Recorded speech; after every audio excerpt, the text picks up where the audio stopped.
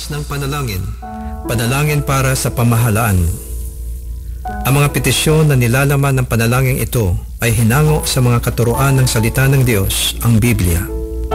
Ang salita ng Diyos mula sa Roma 13, talatang 1 hanggang 2, at unang Timoteo 2, talatang 2 hanggang 3. Ang bawat tao ay dapat pasakop sa mga pinuno ng pamahalaan, sapagkat walang pamahalaang hindi mula sa Diyos, at ang Diyos ang nagtatag ng mga pamahalaang umiiral.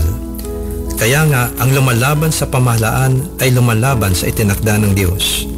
Ipanalangin niyo ang mga hari at mga may kapangyarihan para makapamuhay tayo ng tahimik at mapayapa na may kabanalan at tamang pag-uugali. Mabuti ito at nakalulugod sa Diyos na ating tagapagligtas. Naway sabayan ninyo ako sa panalangin ito.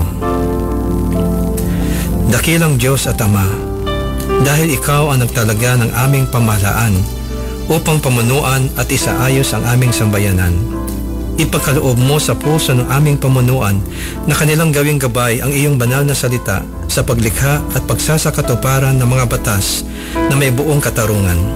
Iyo silang gabayan sa araw-araw nilang pamumuno at pamamalakad sa aming bayan na kanilang mabisang matugunan ang mga pangangailangan ng mga mamamayan at malutas ang mga maraming suliranin ng aming lipunan. Amin ding hinihiling na sila ay iyong bigyan ng pagkakaisa at katapatan sa pagtataguyod ng magandang kinabukasan para sa bawat mamamayan, upang sila ay laging handang isauna ang kapakanan ng sambayanan. Naway kanilang bigyan ng katarungan ang mga mahina at walang lakas, at huwag payagang maapi ang mga mahirap at walang laban. Sa araw-araw, pangalagaan nawa nila ang sambayanan at kanilang iligtas sila sa kamay ng masasama. O Diyos, iyong patuloy na palapitin ang kalooban ng aming mga pinuno sa iyo nang sila ay makapagpamahala na may dunong at integridad at may busilak na puso. Naway sila ay magsilbing modelo ng magandang asal, katapatan, pagtsatsaga, pagkakaisa, katuwiran at pagmamalasakit sa kapwa. Ayon sa iyong kahabagan at kapangyarihan, sila ay iyong pagtibayin sa pagharap sa anumang mabibigat na hamon o suliranin na maaaring dumating muli sa aming bayan, at iligtas mo kami sa lahat ng panganib. Ipagkaloob mo na maharap namin ang anumang hamon ng mapayapa at buo ang loob, dahil ikaw ay kasama namin.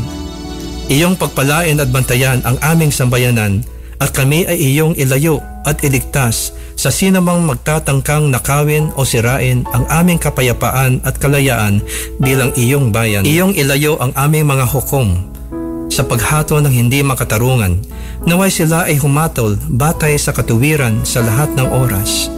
Gaya ng iyong sinabi sa iyong banal na salita, na ang isang bayan ay matatag lamang kung ang mga namumuno ay makatarungan, ngunit ito'y mawawasak kung sa salapi sila ay gahaman. Ipagtibay mo sa kanilang mga puso ang integridad, kahabagan, pagsunod sa iyong mga utos at tunay na karunungan, upang ang aming pamahalaan ay maging kalugod-lugod sa iyong mga mata, nang ang iyong mga biyaya na pagsulong at paglago ay aming makamtan at mapanatili sa mahabang panahon. Iyong hikayatin ang aming pamunuan at mga mamamayan na palagiang manalangin sa iyo, at ikaw ay aming hanapin habang kami ay tumatalikod sa aming mga kasalanan, upang kami ay iyong pakinggan at patawarin at pasaganahin ang aming bayan. Aming panalangin na magtiwala sa iyo ang aming mga pinuno, sapagkat ikaw ang pinanggagalingan ng lahat ng karunungan at biyaya. Maraming salamat, Panginoon, sa iyong pagtugon sa aming mga dalangin na ito, sa pangalan ni Jesus. Amen.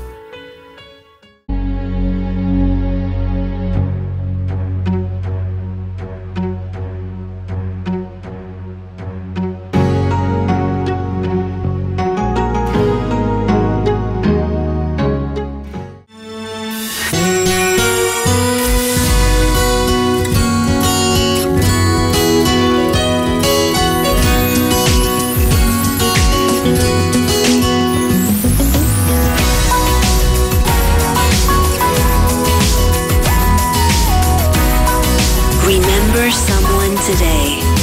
Your relaxing music mix. Easy Rock.